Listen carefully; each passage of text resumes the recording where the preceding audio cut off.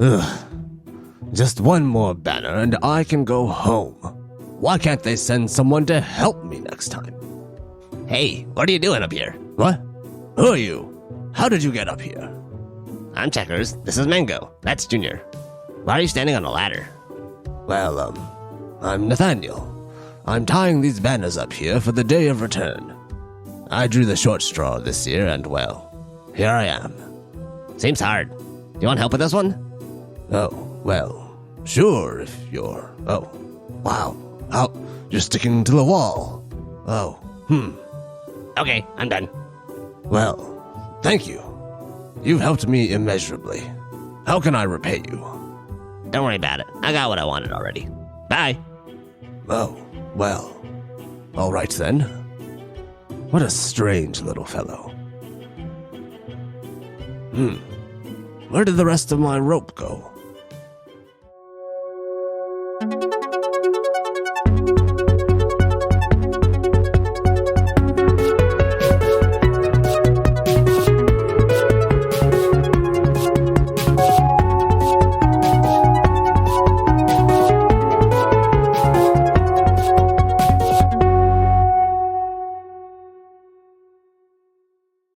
Hi, everybody. Hello. Hi. Hi. Thanks for coming in. We're Reckless Attack, and I'm Nathan. Hi, Nathan. Pull up a Hi. chair. Yeah.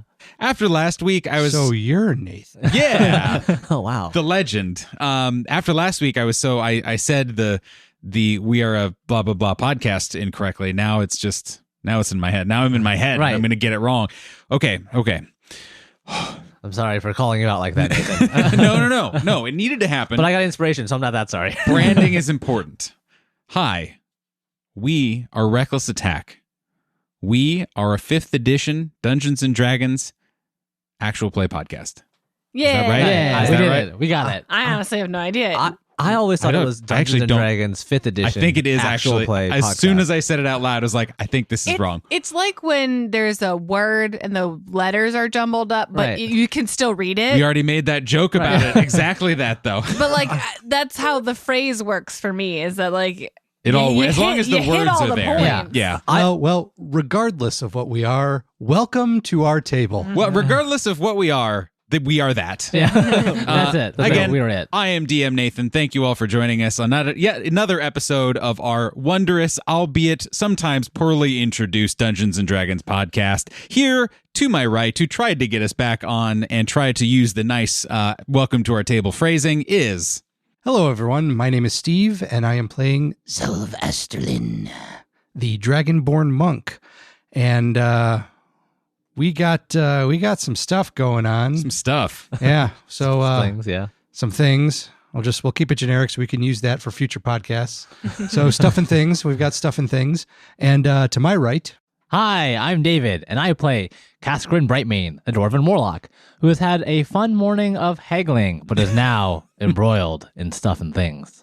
And to my right, some of Checker's favorite things are stuff and things. So I think we're on a good track here. Hi, I'm Jonathan, and I play Checkers, the Grung Druid, and his trusty frog pals, Mango and Junior.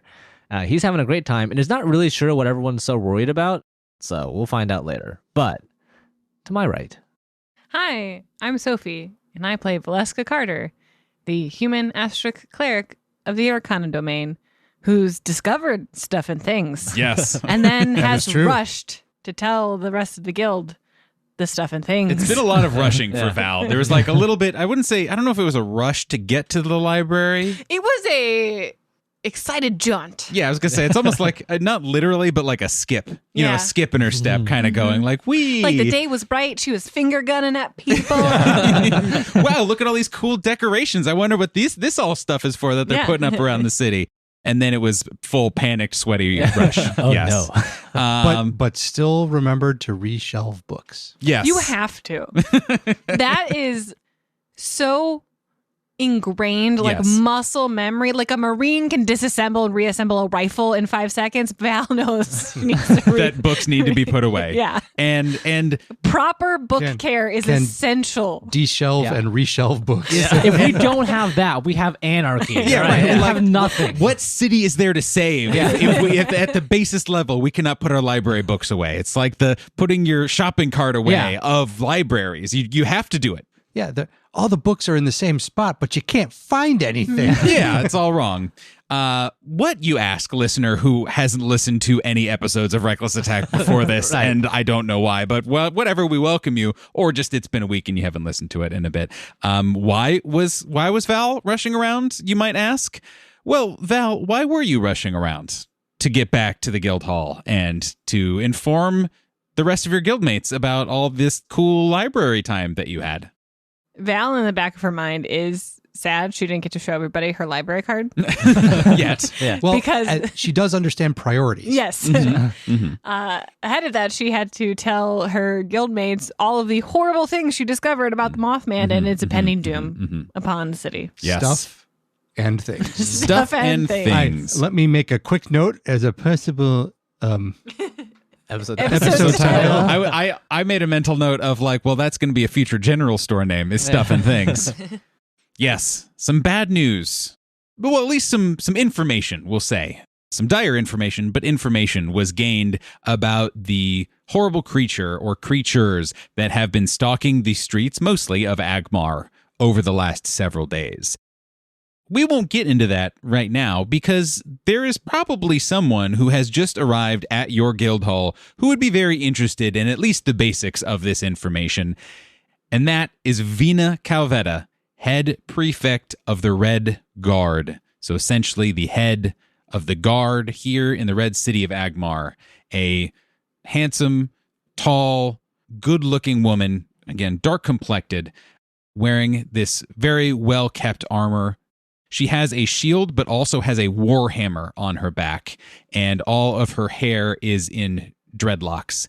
And she looks around for a moment and asks, "May I come in, please?" Val gestures her arm and like leads her through.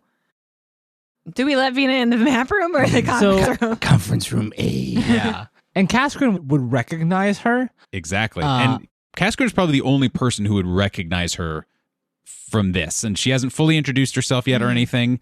Or Yeah. I think she said did her say, name, yeah. but Kaskrin knows her status. Like he knows what being a head prefect of the guard means. Yes. And so, almost immediately as everyone's like looking around this map, Kaskrin like snaps to like a mental attention and is like, Vena, of course, come in this way, and ushers her to the conference room. Excellent. And she steps into the building. I'm actually imagining even that she has maybe not even a shield, but has like a helmet kind of like tucked under her arm in kind of a very classic, almost military fashion that you would see some town guards carry around, and would be gestured in and would kind of nod at you guys, but would not even say anything until getting to wherever it is that you led her. This is good timing. We have something to discuss with you as well. Yes. Why don't you take a seat, and why don't you tell us what you need from the golden tree? So you all gather around in your meeting room, your conference room, I should say, rather. It's labeled, it has the sign outside, so I should be sure to call it the right thing. We'll put the little flag up outside to indicate Yes. that the room is in use. Exactly. Yeah. She sits down with all of you, kind of almost weirdly at the exact time, like waits for you guys, but doesn't, but sits down exactly as you guys do. And she puts her helmet down and kind of puts her war hammer to the side, kind of head down, standing straight upright. And she says, well, thank you. I appreciate it. I am certainly interested in anything that you have to tell me. I apologize for not coming by sooner. I enjoy trying to visit the guilders who come into the city. We have a nuanced relationship, but try to keep a positive one. You are, as far as we view it, a valued member of our community and a valued member of the ways that we keep our city safe. So I apologize for not stopping by sooner, but I will explain myself as to why I haven't been here. I also want to say thank you for all of your help and your diligent reporting of these attacks over the last several nights. I'm sorry to hear that you have been victims of this creature as well as defenders, but I wanted to formally extend my appreciation to you already a few days in to the city, and you have several guardsmen and a caravan guild member who have all individually vouched for you. So I feel confident, not just in your place in the city, but in talking to you about what I'm about to speak to you about. Of course, it was only our duty. First, I don't know if you had other things that you were working on, but it sounded like you had some amount of information.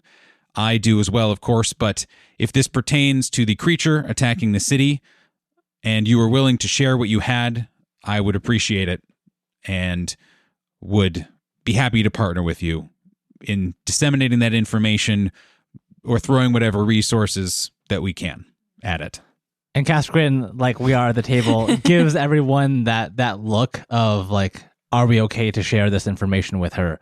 And or it's more like she needs to know this. She needs to know what we found out.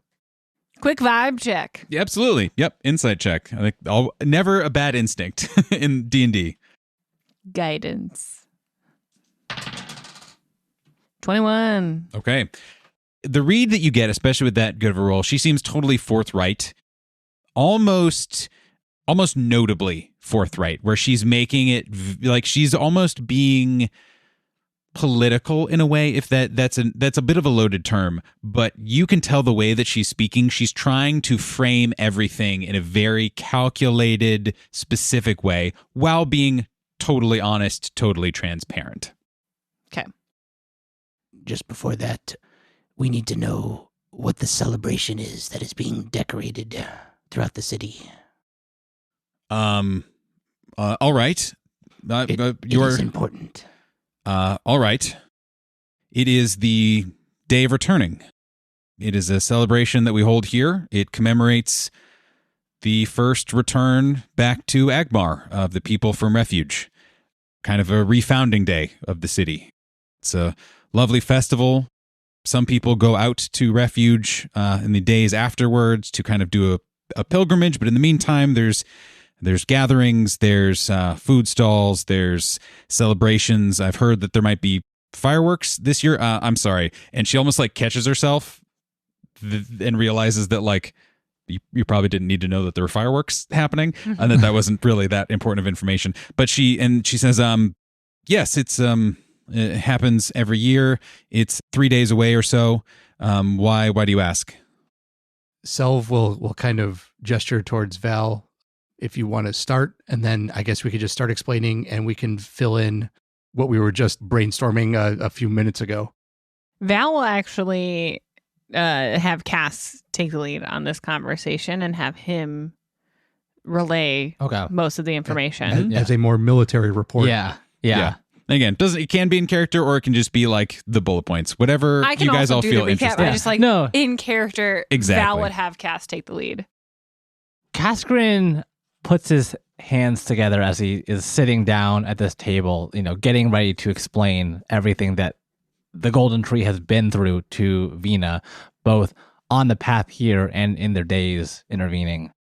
Val will cast Mind Link to Cass, just like feed him information that he's not saying and remind him of things. Well, and you only beef him up. And you only had so much time to really just vomit out all the 12 books you read in 6 hours that, to pass on. Yeah. Mm-hmm.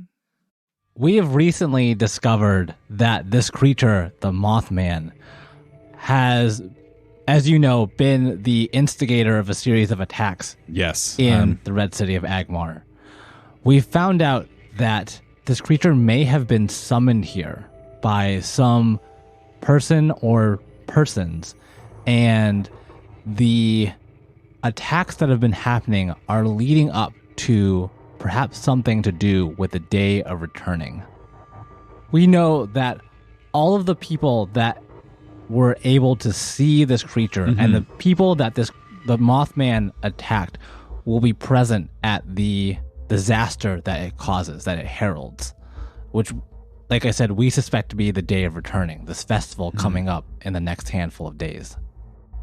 Do you suggest that we, and this is of course a weighty step, but I'm only asking for my own clarification, are you suggesting that we postpone these activities, that we cancel them outright? Will that avert the disaster? Will that protect the people?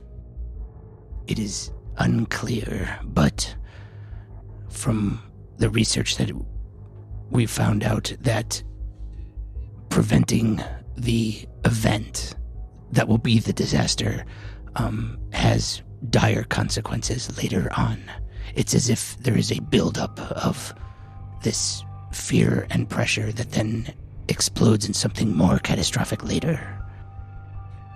And Val will feed into Cass's brain like the information on how best to stop it is defeating it at the disaster. Yeah. And Cass will tell Vena, it seems actually the only way, maybe the best way to defeat this creature is to hold the event and defeat the creature when we can detect it there. If we are able to stop it the moment before it triggers whatever it's going to do, that may be the only way to stop it once and for all.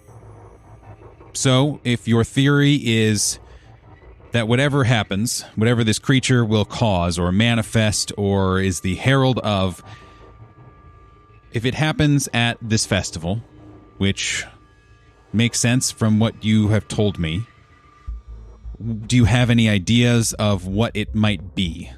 Anything that we can be on the lookout for? Anything that our guards should be aware of? Well, we know about the fears it has caused in its victims. Yes. And in the most recent attack, we have noticed that it emits a certain sound. We know that for one person, it induced claustrophobia, a fear of being confined in closed spaces. Yes. We know for someone else, it induced the fear of being alone. A third person, the fear of the dark. And a fourth person, the fear of something, of losing something coming out of them. Lastly, so we know about it inducing the fear of heights. Yes. I believe I've read all of those in the various reports that you had contributed to. Do you have any guesses that stem from that? We know the last attack also was associated with the sound of a bell or a gong. And all this is to say, we think that the disaster is going to be one or many of the bell towers falling, perhaps on the people during the Day of Returning. It seems to line up with the fears that were caused, being trapped, being hurt, being alone. So that may be something we'll want to keep an eye out for. And she sits there again and just kind of furrows her brow, maintaining, like, almost so still that it looks like she is a statue for a moment. And then looks up at you all and then says, "This is all very useful information. Of course, we will want to double check all of this before making any sort of decisions. And I would appreciate any guidance that you were able to offer." Val slides the ticker tape across the table, like, these are all my reference books.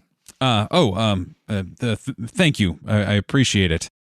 I will have some of our investigators pull these books and begin right away. So, here is my idea. And please, I want this to be an open exchange of thoughts and of strategies. For now, as much as I hate to do it, as much as it screams against every bit of training and every instinct I have, the festival will carry on until information tells us otherwise.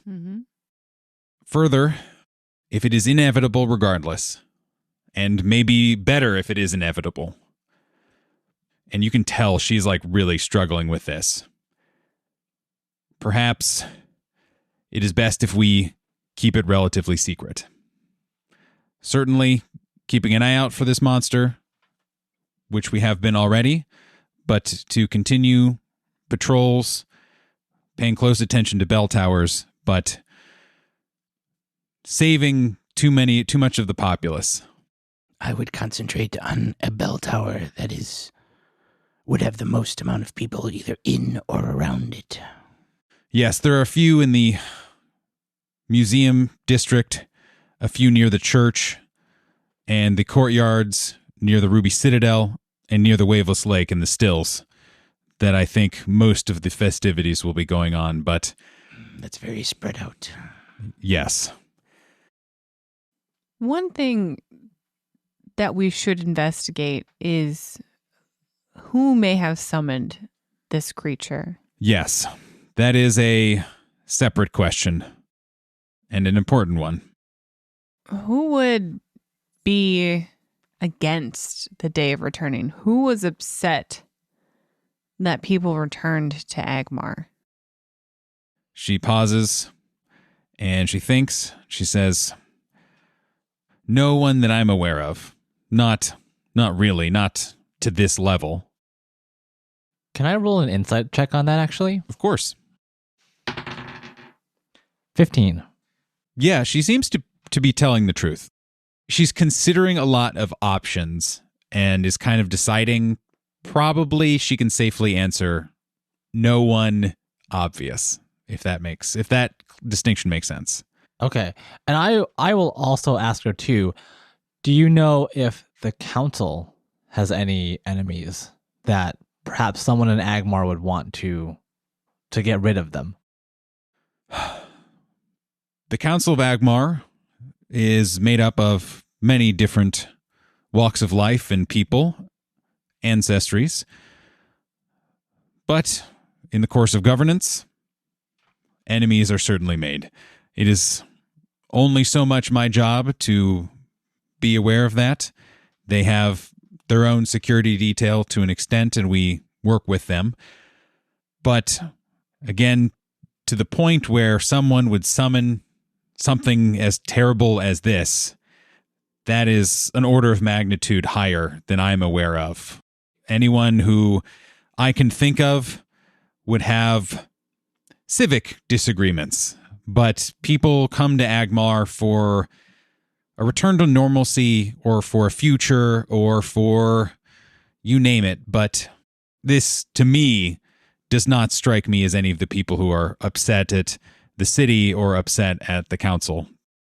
So, Selv is going to try to, and I don't know if you want me to roll for this, but subtly kind of indicate to Val that he wants her to use MindLink.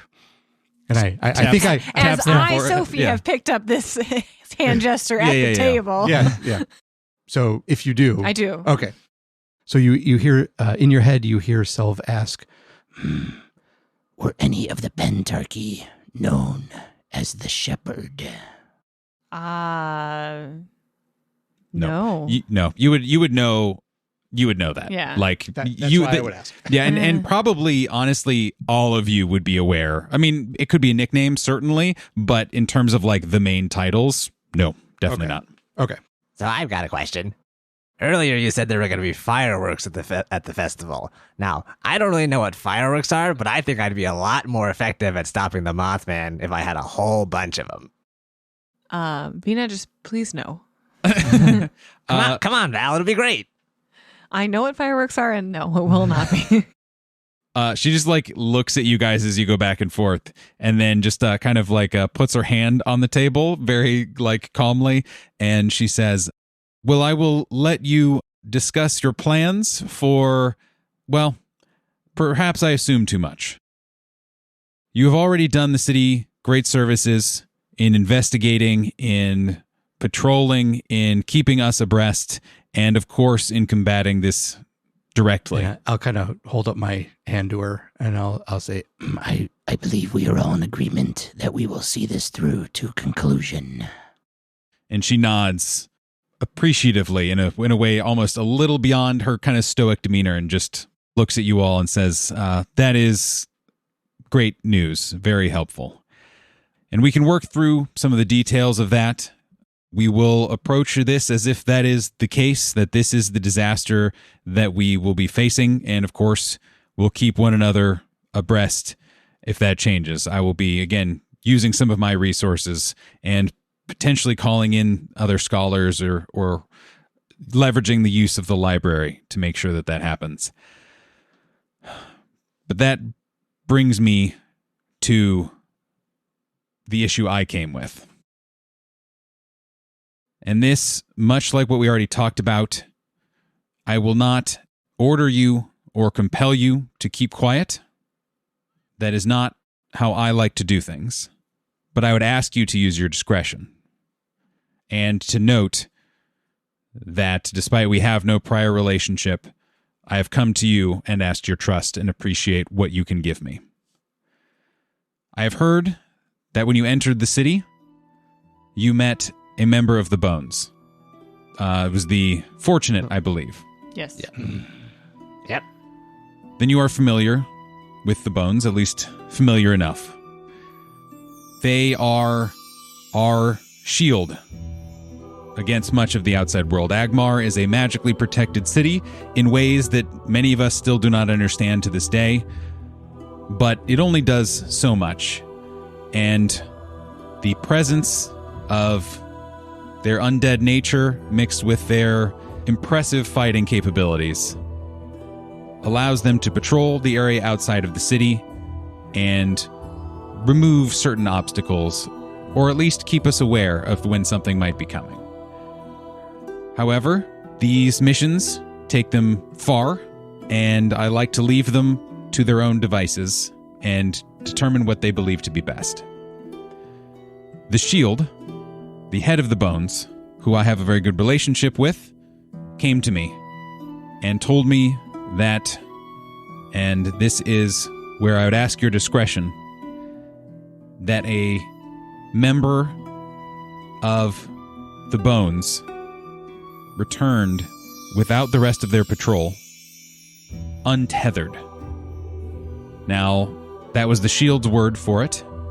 I had not heard it before, and, well, as you know, the undead are known for a certain temperament and a certain hunger and hatred of life. The Bones do not express any of that, but this member did. Apparently came back wild, frenzied, and alone. Now, when members of the Bones go missing, we have a standing policy not to send additional members of the Bones out to try and retrieve them, simply because it is a little easier to manipulate the undead than it is mortals, with things that dominate, that influence them, and whatnot. And they are very precious, and we cannot make more of them. But with the attacks that are happening, and the increased security that we need to have, especially as things ramp up, I don't feel comfortable sending any of my guards out. One of the other adventuring guilds who I would usually partner with is out and unavailable. I do not have a relationship with the Verdant Wave, who came in on the same day as you. I do not know if you know them. And while I do not have a relationship with you, you seem, again, to have already made impressions on those you have encountered. And so, I ask you if you would venture outside of the walls of the city and try to find what happened to this patrol of Bones. Because if it is something that threatens some of the Bones, it could threaten all of them, and we can't afford to lose them all.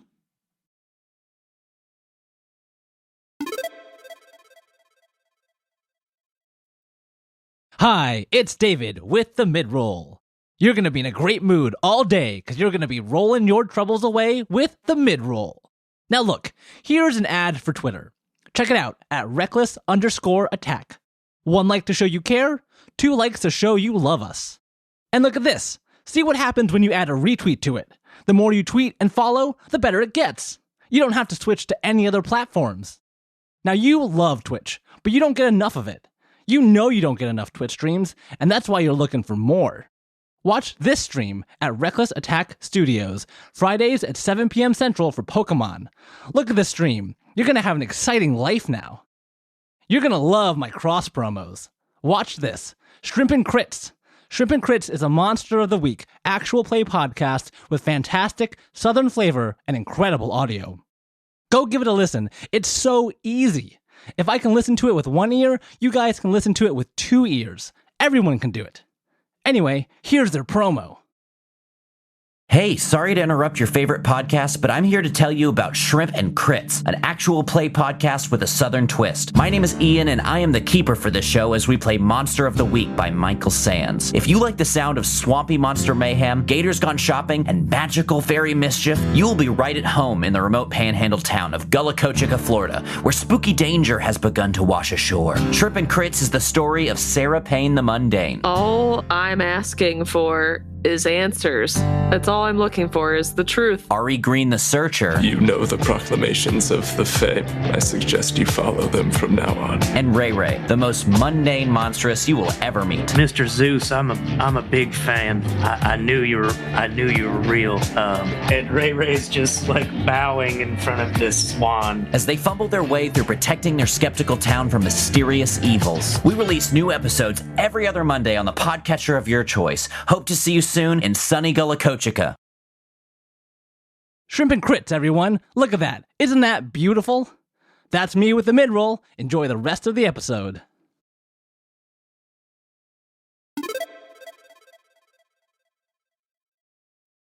This comes to us at a tricky time, Vena.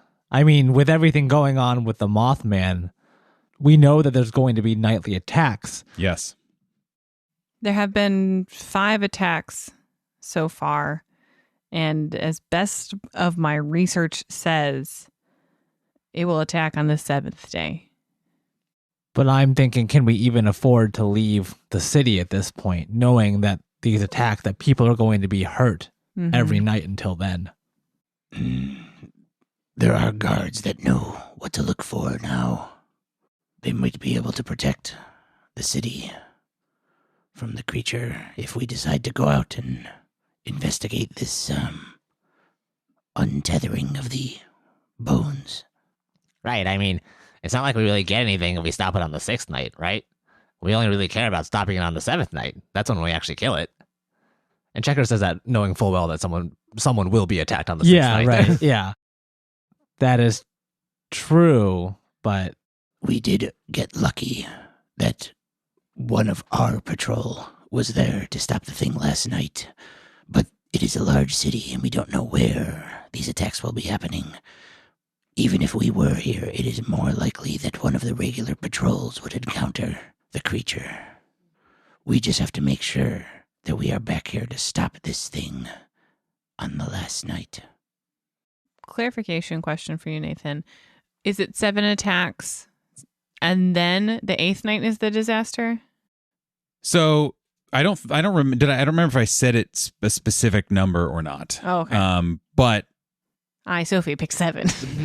but I think I did say that it is 3 days until the festival. Yeah. So it is tonight, it is tomorrow night, and then it is festival. Mm-hmm. so 7. No, there's 5 attacks. Oh, okay. Already. That would be 8. Okay. Yeah. Val will ask Vena, do you know where that patrol was? How far out they went? My understanding, and the Shield has agreed to meet with you to answer any additional questions, and even to, if you think it would be useful to observe the untethered member of the Bones, who is being kept under guard outside the walls of the city. But my understanding is that it was several hours outside of the walls. Now, depending on what you see, depending on how quickly you get there, depending on what sort of obstacles you encounter, it could be as simple as you are able to return tonight, or you may be gone until morning. I don't have all the details, and those that have more details than I doubt could give you even that sort of answer, unfortunately. I think it is close enough that we can investigate it. I think Self is right. I think an untethered army of bones is a disaster waiting to happen. And investigating a spooky undead mystery. That sounds fun. We've been here. We've been next to someone who's been attacked by this creature every night since we first got into the city. And I feel like if we leave, there's going to be nothing stopping them. I know it's a big city. Maybe it's just irrational, but it feels like by leaving the city, we're leaving someone here to die. Idea. We stop whatever's happening tonight and then leave right afterwards. We should be back by the next night. Checkers is more used to staying up, probably for longer periods of time, maybe than irresponsibly staying up than Cascrin might decide to. So he views like a 2-day journey as like a perfectly reasonable thing to just stay awake for. Val's pulled a bunch of all-nighters in the library. There's like some the mental math of like if we're gone 2 days and we have to stay up for this much, will we be awake enough for the final day? And it's just like Town Guard Cascrin. Yeah, it's kicking in. It's just like, no, we should go. And unfortunately, I think this Untethered is a bigger problem than just one person or a handful of people tonight. And you can see Cavetta looks at you as you say that and makes like very, very intense eye contact with you in a hard to say way, but certainly not a disapproving way. Yeah. But is taking you in, I guess, if that makes sense, as you are working through this decision. Yeah, and he's not looking at anyone really. Yeah. He's just doing this like, what is the greater good calculation in his head, and he says, "No, we should leave as soon as we can, and venture outside the city to do this, to investigate, and pray that nothing happens tonight." We've prepared the Red Guard as much as possible. We've given Vena all the information that we have on the Mothman, and your guard will be there tonight. We've worked with the SVU and yeah, that Harrison guy seemed pretty cool. My hope is that if I can get just a large enough patrol of individuals who are close together and able to react quickly towards whatever, that there will be a high enough number who are both able to react and accounting for anyone who's not able to see this creature or able to attack it fully, that we will be able to overwhelm it with numbers. It is, as you say, a gamble, but also so is an additional 4 bodies, appreciated and accomplished as they, of course, already are.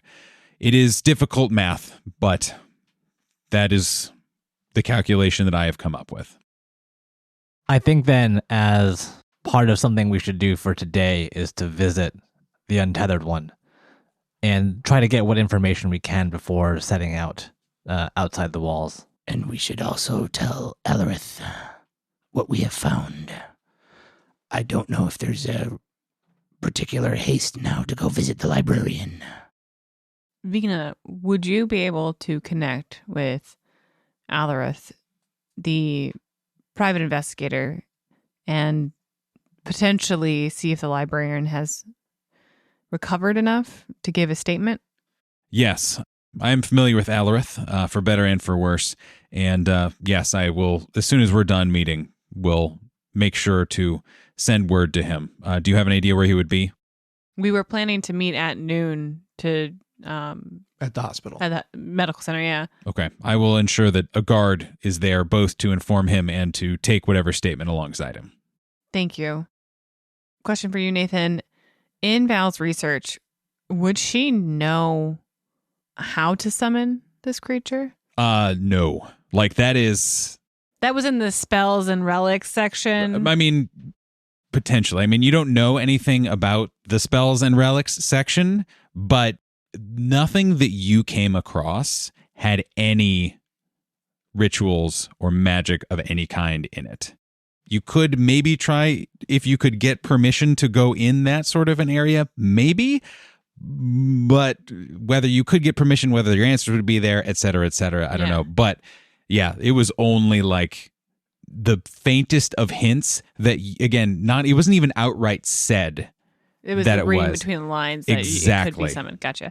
Then before we wrap up with Vena, Val will say, from my research, it was implied this creature could be summoned, and that is what brought it into the city of AGMAR, given all of the city's protections.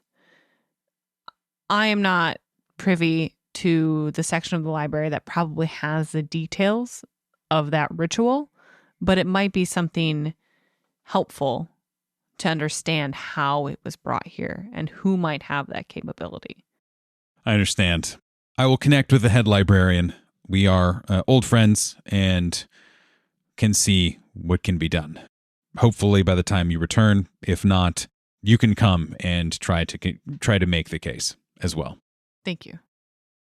So she looks around at all of you and says, happy to answer any additional questions. The Bones will be able to give you a little bit more information. I know that this was a difficult decision for you. I hope that you know that it was also a difficult decision for me, even before knowing what I now know and what you all discovered. I wish you success, and I wish you a speedy return to the city. I feel confident that while we will miss you in these next however many nights, that you will be invaluable, both to the city and to defending its people that night and moving forward. And then she just kind of looks around at you all. And Selv will give a bow and just say, It was a pleasure to meet you.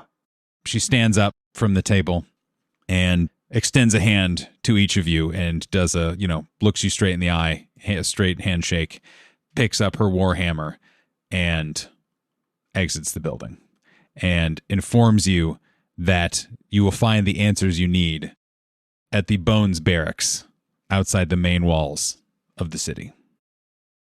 The room is just the four of you once more. 4 of you plus 2 extra frogs.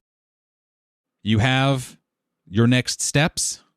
You at least know you need to go to the Bones Barracks where you'll get more information, hopefully at least a spot to head to. What do you do? Checkers spends the rest of the afternoon looking for fireworks. As much time as everyone. Wait, Checkers, we're leaving. You can't go running off. Okay, that's fair. Checkers will bemoan the fact that he cannot spend the rest of the afternoon looking for fireworks. Learning about and looking for fireworks. Right, but then we'll probably just spend some time preparing to head outside the city. And Kaskrin would actually call for Burga and see if she can help make... No? She's not here. No? Where'd she go? No, she'd be back eventually, but she's off doing errands. Okay, never mind then. But, I mean, you could easily give her a list and she wouldn't be gone, infinitely. Are we leaving, now, or are we leaving, we should. in a couple hours? It's still, early afternoon. Yeah, we could it's get... noon. Okay, then yeah. I think we eat, back up, and go. Yeah. Yeah, I think the sooner we can get to the barracks, the better. Mm-hmm.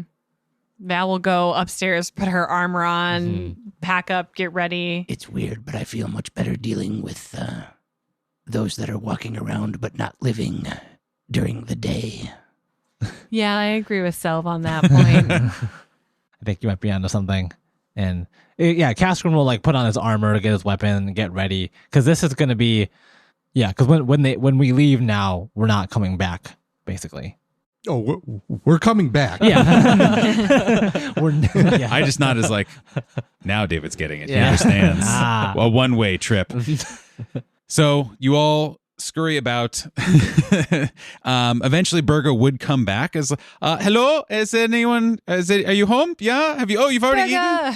And would be happy to help and assist in whatever you needed. Hody comes by, I suppose, too. Oh, Val would for sure go out. Yeah, and see nobody Hody. leaves without. I thought your characters would think that. I wanted to make sure the players remembered that. I mean, I was just here looking up in code thoughts in case we missed Burga. I was just like, how do I express all of the things? There's a lot that's happened. Yeah, in, like, and past 4 and hours. Burger would actually not require a lot of information. Like she would, of course, take as much as you were willing to give her, which coming from Val would be plenty, I'd imagine. It would be all of it. But Burga very quickly, as soon as she kind of gets the gist that you guys need to get ready to go, is listening and is engaging and asking questions, but is like checking things off the to-do list. Question. Might Etris have some things that could help us in our upcoming journey? If you'd like to go ask him, Etris, You mean like fireworks? you have not seen Etris all day, Yeah. but you just know he's probably out in his weird shack out back.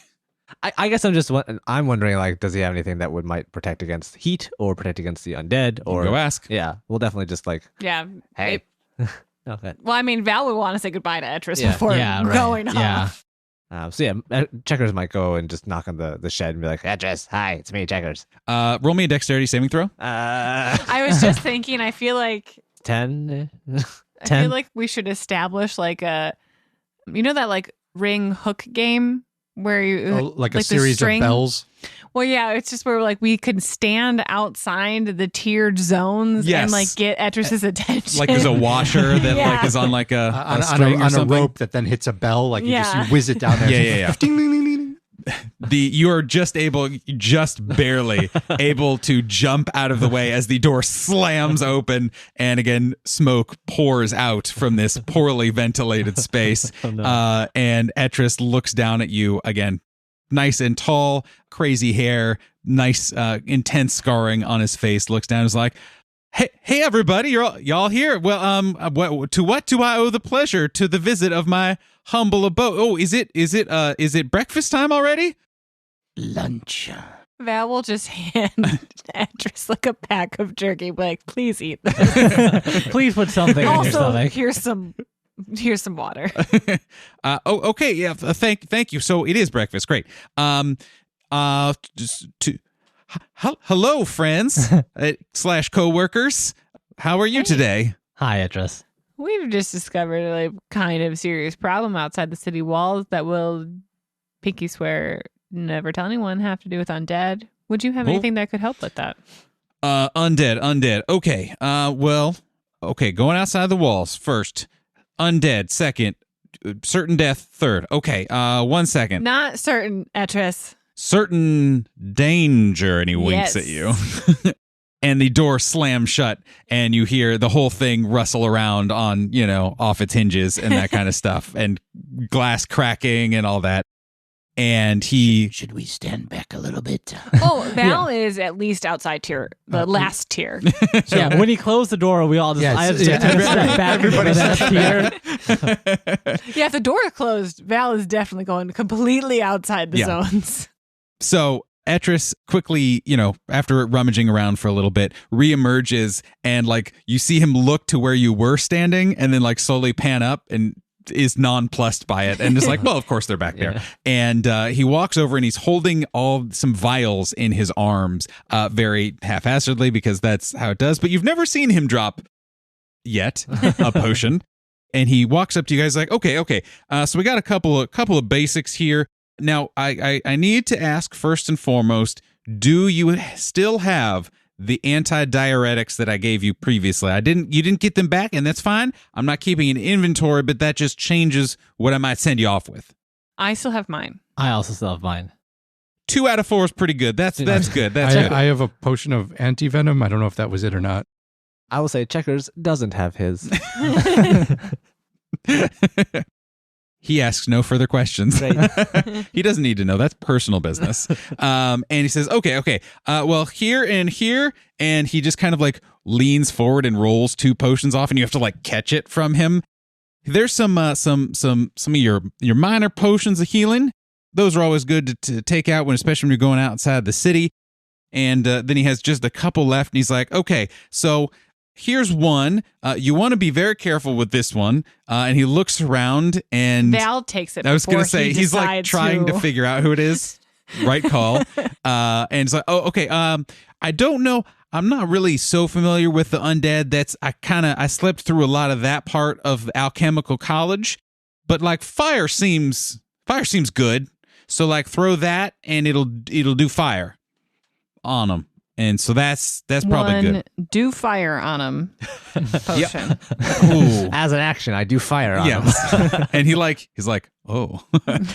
And then Val, could I just this is almost done. Could you just I need one little favor. Can you spit in this?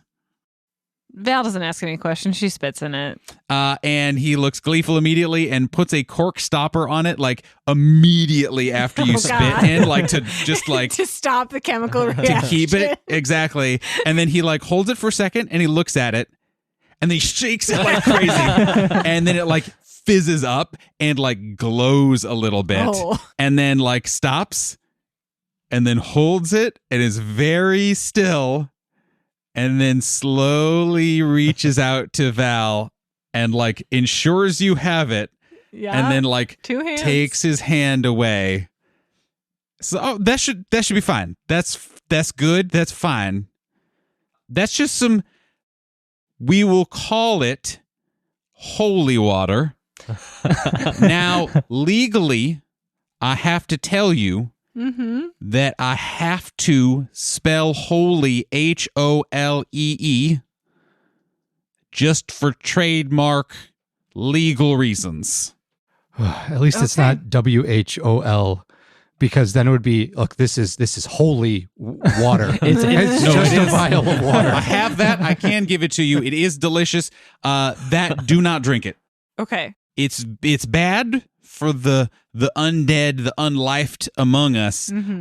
It's not good for the lifed either. My version. Most of them are fine. That one you don't. No baptisms. Another one to be thrown. Yes. Be clear. Yeah, thrown. Well, you could do like a pour, I suppose, too, or like a kind of a slosh, whatever verb. It's more of the contact kind of situation. But you want to get all of it. You don't want a little bit. You really gotta. It's a whole. Douse them. Process. Exactly. You understand. Those is kind of what I got lying around. I got a lot of good stuff cracking, don't you worry. But that's on short notice. That's what I can get you. We always appreciate your help, Etris. Sorry, was it just one potion of healing or 2 minor potions of healing? Okay. 1 do fire on them and 1 holy water. So that's what I got. Thank you again, Etris. We will hopefully be back by latest tomorrow. Please eat that jerky and drink some water. And he is just absolutely scarfing. Actually, what he has done, he like as he waves, like as you guys are leaving, you see him pouring water in the jerky bag and then just kind of like mushing it around and then just like sloshing it into his mouth. It's horrifying. He has root beer. He can wash it down. Yeah. Oh no. He seems very happy. And then the door to his shack slams shut once more. So the batch of you have not gone there, but from the maps that you've received and maybe from a little bit of your wandering are at least familiar with the direction of where the barracks of the bones are. It is located basically how AGMAR is set up. There is the main city. There are the giant classic red walls all around that are thick and gigantic. And then beyond that are some smaller but still sturdy walls. And that is where a lot of the most like cultivated crops and stuff are. It kind of just extends out near the rivers and beyond the city. And there used to be people who lived out here, and it's a little unsafe, and it's kind of not necessary to anymore. But there's still farmland and crops, and also the barracks.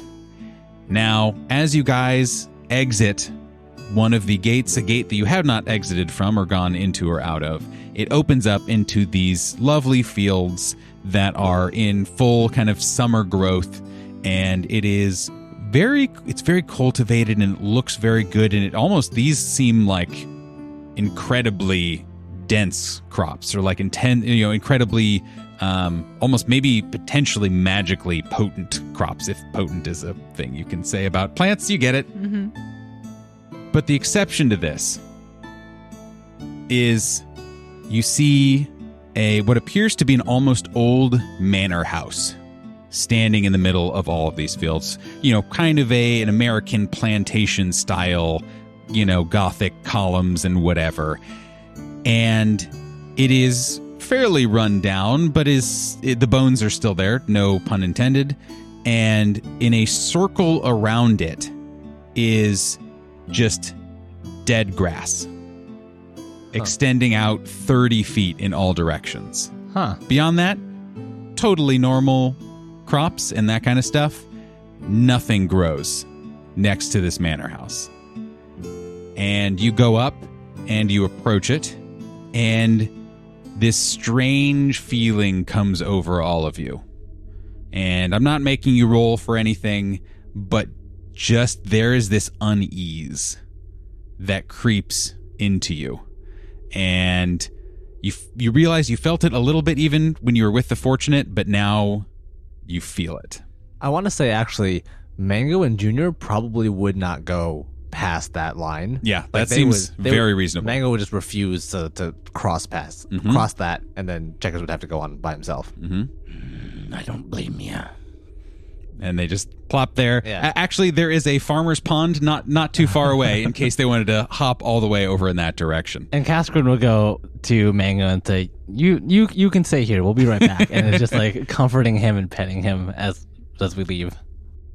Outside, you see a member of the Bones, who again are wearing almost like full body Roman centurion outfit with notably again, they all have spears, they have shields, they have short swords, they have like a mohawk helmet, and they all have bands over their arms where I believe Val knew like a symbol of the Pentarchy was. And they always wear it covered. One is standing outside. It's not one that you recognize, and it's weird to say that because they're all wearing the same armor, but you can, for some inexplicable reason, you could be like, that's not one I've seen before. And it makes no sense. Like it's just almost a weird trick of the mind that you just know, oh, I don't know that one. Very interestingly, this member of the Bones seems to appraise you and stand out of the way of the door, as if you are expected, and doesn't say anything to you, and gestures you to go through the front door. As you do, once again, it is imagine just a classic, used to be a mansion or something, again, or a plantation or something. There is a beautiful staircase in the middle of a foyer. There are sitting rooms all to the side. Clearly there are who knows how many bedrooms, all over the place and rooms. But it is almost like it's not dirty, but it's dark in here. And not because there's no light. It's as if there's a film of something, like dust is everywhere without there being dust, if that makes sense. Where it's like if a photo filter of gray and black is superimposed on everything. And again, that feeling is still there of just like, this is uncomfortable. I'm not supposed to be here. Val's like fighting every instinct to turn undead right now. Yes. Within a few steps, out steps a large member of the Bones who is clad in slightly fancier armor. Just kind of stylized. It's the exact same thing, but there's just a little bit more detail and a little bit more intensity. And the main thing is that on the helmet, there is an even more stylized skull covering it, as kind of like a gold-plated, almost piece of art. Mm-hmm. This creature steps forward and looks at you all and says, "Hello, I am the Shield, head of the Bones. You must be the Golden Tree. It is good to meet you." You as well. And I'll give a slight bow. "Thank you for coming to help us. I understand you would like to see the Untethered one." Yes, we would. "Please follow me."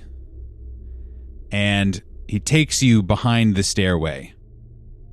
You see that there is another stairway leading down into a basement.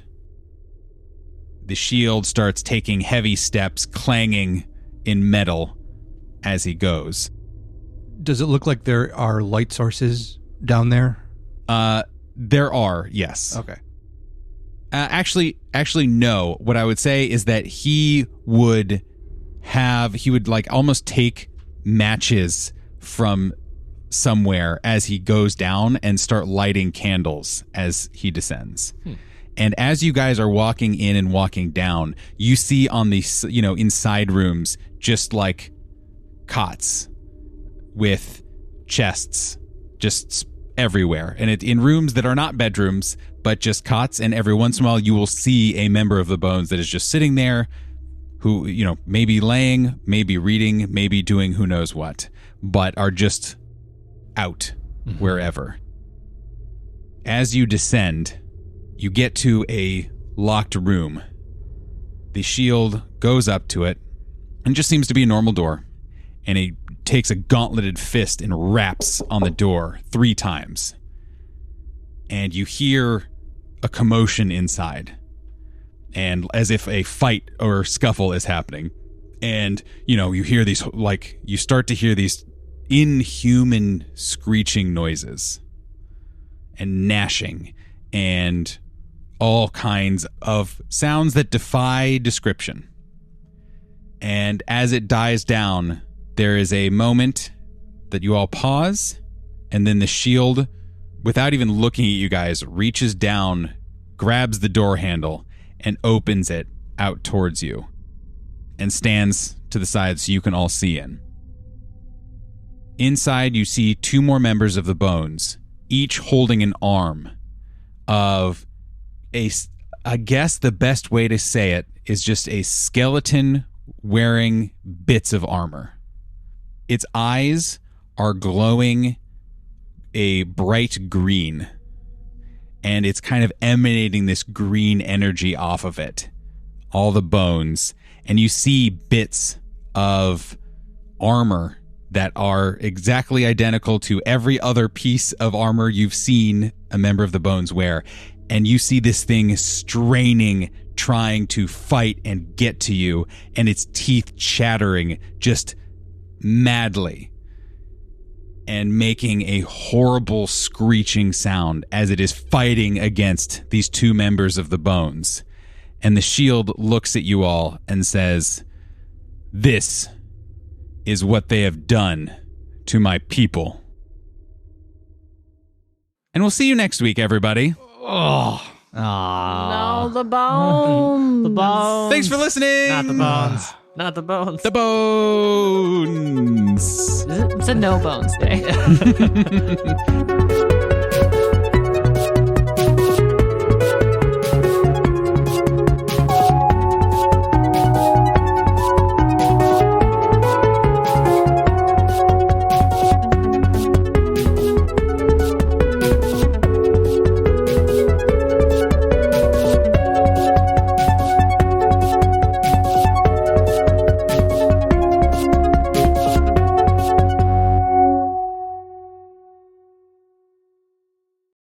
If you love Reckless Attack, you'll love the people who helped us make it possible. Our logo artist, Maggie Pearson, character artist, Borg Cinnabon, and website designer, Donnie Chung, put together all the visuals you see for our podcast. We have some fantastic music, too. Our opening and closing theme was written by Chicago-based composer Megan Carnes. We also used the works of Michael Gelfi and Alexander Nakarada for our background music. You can find all of their social media links and more info about them on our website, recklessattack.com. See you all next time.